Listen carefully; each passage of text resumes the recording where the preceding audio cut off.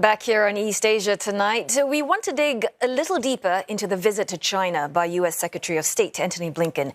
Attendees of a closed-door dialogue in Singapore this week told us there is relief on both sides given these high-level talks are continuing, but there is also frustration at the finger-pointing.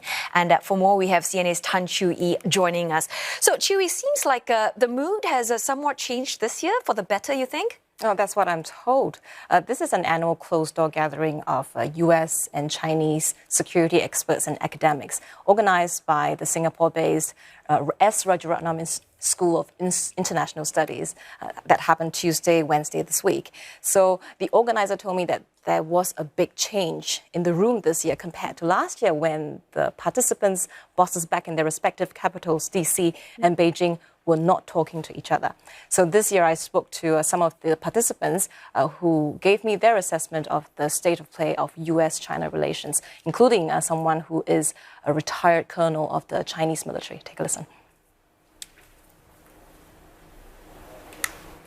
My best hope is in this kind of a competition relationship, cooperation might still prevail over competition, and in the worst case, such competition would not lead to confrontation. To see the two giants talking to each other rather than fighting with one another is a huge relief itself. Both sides have the right to refuse to discuss different issues with each other, and that certainly has happened in the past where Beijing has cut off communications and refused to, for example, answer the phone when the balloon was found over the United States, when senior leaders reached out to Chinese officials. Hopefully that won't happen again right now when it just seems like things are improving slightly.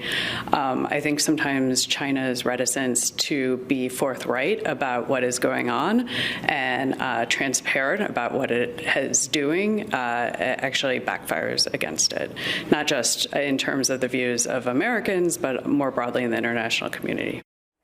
So, Chu, we know that Blinken is in Beijing at this point, tough talks ahead. But are we expecting anything significant to come out of his trip to China?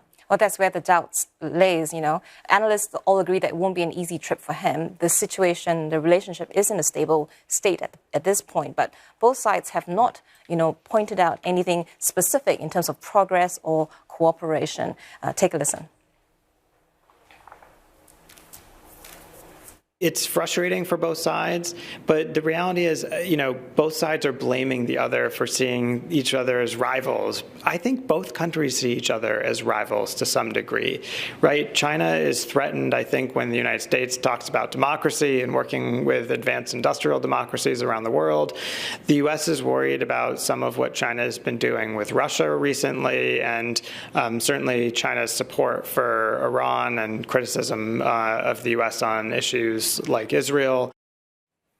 So continuing frustration over the thorny issues, but also some relief that lines of communication are open once again. Lots of eyes, lots of questions on what Mr. Blinken can achieve in China. I will certainly be watching that space. Well, thanks so very much, Chew-Yi. We will be seeing you back in the studio a little later for another discussion.